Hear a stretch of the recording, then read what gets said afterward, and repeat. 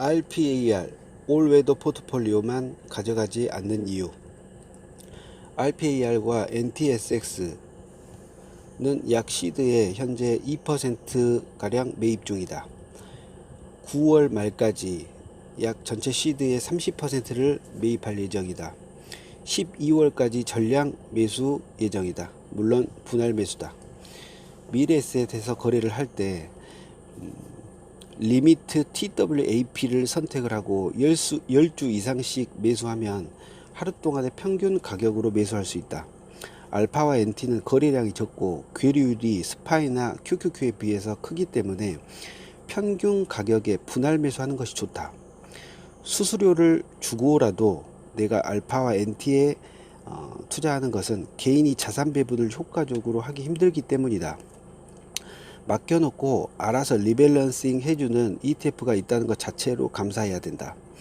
알파만 가져가도 연복리 8%의 변동성이 없어 큰 손실을 보지 않음에도 불구하고 NTSX를 같이 가져가는 이유는 닷컴 버블이나 08년 금융위기 때는 상대적으로 RPAR이 주식보다 강했지만 위기 때 강하다는 거다.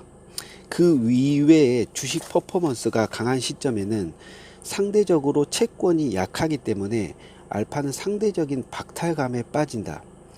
이 RPAR을 지속적으로 가져가기 위해서는 주식의 비율이 조금 있어줘야 한다. 올해 초부터 현재까지 S&P 500은 5% 하락 이상 하락 없이, 그러니까 조정 없이 계속 올라왔다. RPAR은 현재 최고점을 찍었지만 주식이 오를 때 힘이 없었다. 이럴 때 포모를 겪는 것이다. 물론 작년에는 20% 이상 수익을 보여줬지만 올해 투자를 시작했던 투자자들은 팔고 개별 주식으로 갈아탔을 가능성이 크다. 그런데 주식만 가지고 있기는 불안하다. 주식은 언제든 반토막 날 준비가 되어 있는 자산이다. 주식과 채권은 6대4로 가지고 있대 현금 레버리지를 통해서 미국 라지캡의 90%, 거의 S&P 500를 거의 90% 정도 가지고 있는 것이다.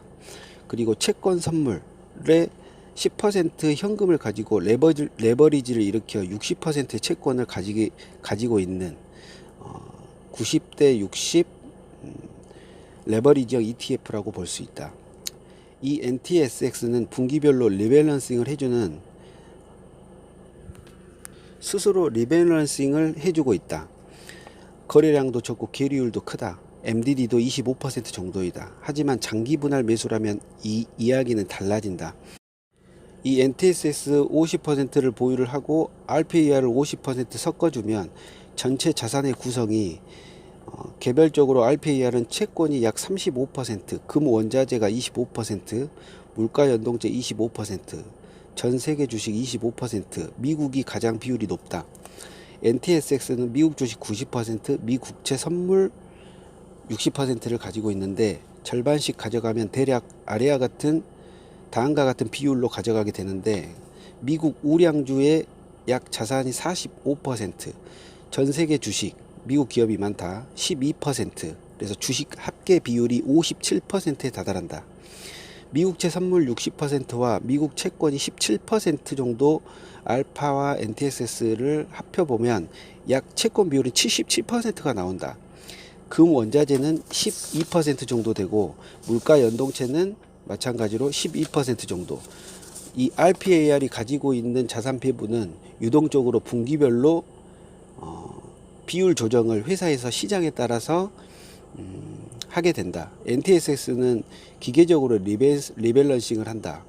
이 구성 퍼센테이지를 보면 100%가 넘어가게 되는데 이것은 현금을 통해서 레버리지를 일으키기 때문이다. 이 레버리지는 모두 채권을 위주로 레버리지를 일으킨다.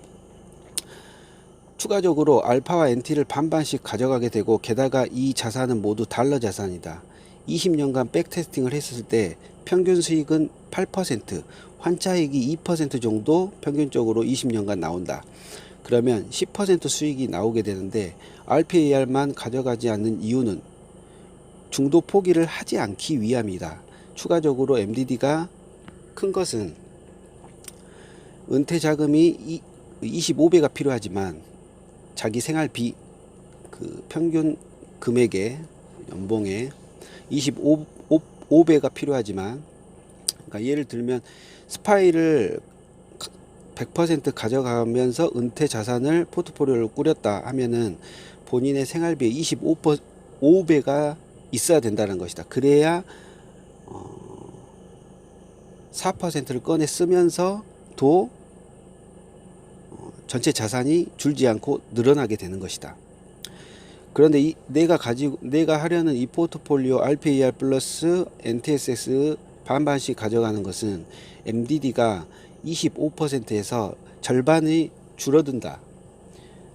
그래서 내 계산으로는 내 생활비의 16배 정도로 자금을 운용하면 원금이 줄어들지 않는다는 것이다.